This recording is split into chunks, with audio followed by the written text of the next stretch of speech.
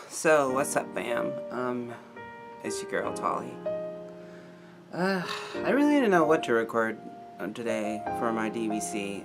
So, I was cleaning my room, which I need to probably finish doing, but I wanted to record this before I got too far in, and I was thinking about what I wanted to record today, and on the shelf, I brought When I Moved with me, and it's funny, because, like, I've lived probably the last, like, year and a half in 3 different cities, and I always have to prioritize what it is I'm going to take, because I usually have to fit my entire life into 2 suitcases, and the 3 things that, like, are frivolous that I decided to take with me are 3 DVDs.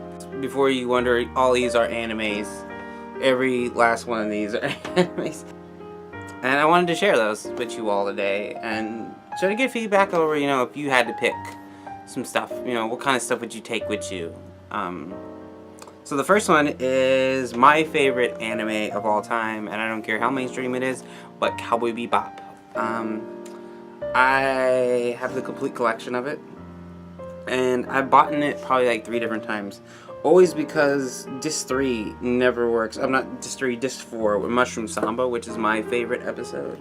Those of you who like Cowboy Bebop know which one Mushroom Samba is. That's the one where they all trip out on mushrooms and Ein and Ed have to be bounty hunters because Ein and Ed are my favorite characters. It is, for me, it is everything I need in an anime, and good soundtrack, has good music, really good animation, solid voice acting, and it's the perfect amount of time.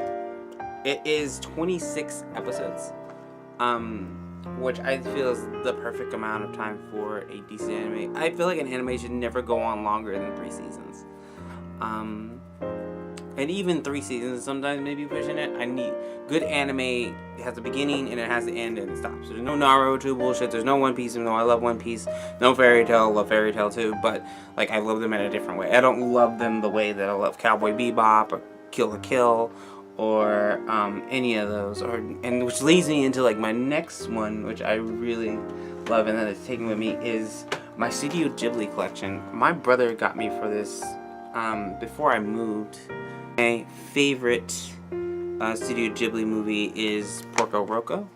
I don't really have a good reason for why it's my favorite one. I like the animation, and it's like the Studio Ghibli movies always have like, one, they have the best looking food. That's such a silly thing to like, I feel like, about anime, but like my favorite part about anime is that they draw the best looking fucking food. And I think I even read somewhere that there was like a recipe book that you were coming out with for the Studio Ghibli food, which I would fucking buy and honestly might even do shit for on the channel. We'll see in the future. But Studio Ghibli movies hold like a special place in my heart. All of them have tell different messages. The only one I don't think I have like the heart to watch all the way through anymore is Grave of the Fireflies, and those of you who know Studio Ghibli know why Grave of the Fireflies is kind of hard to watch. But from beginning to end, a lot of them are just really good animes and tell really good stories, and I like everything that they do. Like, another one is Lupin the Third. Okay, so Lupin the Third was an anime I found on but how most Americans I think found it was in like the late 90s, early 2000s when Toonami was a thing. It would come on super late at night. It was like that, Case Closed, and like Inuyasha, and I couldn't stand the other 2. But Lupin the Third fulfilled a big gap in my life, which was I needed more heists. I am a huge fan of the Ocean's 11 series, or any movie where there's gentleman thieves doing like gentleman thief stuff, and Lupin the Third is the ultimate gentleman thief, as he always comes out on top. All the movies are excellent, and I like that like jazzy 1970s big band music that often gets thrown in there, and it's funny because like that influenced my liking of Cowboy Bebop, because I seen Lupin the Third first, and then moved on to different ones. And so anime is like such a big part of my life, and I think sometimes I forget that. Like, like even right now, I am watching Skip Beat with my roommate, and it is an excellent anime, and I really enjoy it. And just, I don't know what it is about anime. Anime is fucking awesome and amazing, and it tells stories that like American cartoons weren't telling. Like, 'cause I remember being a kid, and I would get up at like 4 or 5 in the morning before school started, and I would watch Samurai Pizza Cats, Sailor Moon, and Speed Racer. Because that was the only, I didn't know it was called anime back then. I just knew it as those really cool cartoons that come on obnoxiously early in the morning. And then later, I can remember like super late at night, CBS would show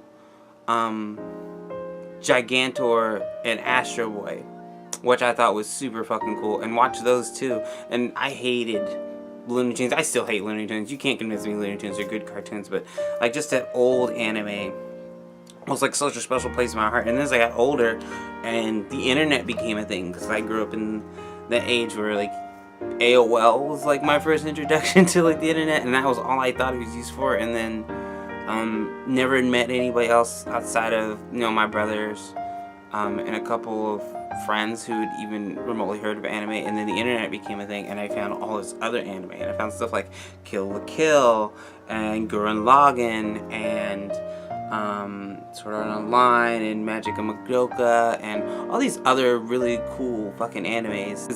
How was it called? It had Liger in it, Liger Zero, Zoids. I was a big fan of robots that turned into animals or vice versa. Yeah, I just wanted to like touch base. I mean, because like the last couple days my vlogs have been like super sad, and I'm trying to turn that around and like be better. And one of those things that like always makes me feel better, whether I want it to or not, because I don't know, you've ever been in a situation where like you want to be upset and you're watching something or doing something and it's making you happy and you become irritated that you're becoming happy? Let me be upset, and then that thing happens and you're not anymore. I feel like it's that way, and I feel like silly because like, what did it say about like you know, that all it take was like a solid anime to like make me get over all the shit that had happened? I don't fucking know. I'm not a psychiatrist, I'm not a doctor. I just know that I'm feeling better, and anime is a big part of that, and also just love and support of my friends and family, helping me through this little hiccup on myself to being a better person. But we're always learning, we're always growing. I think it's important. Anyway, so I want to hear from you guys. Comment down in the comment section below. Let me know, what was your favorite anime growing up? Why is anime special to you? Let me know. I'd love to hear from you. And yeah. But love, peace, and chicken grease, guys.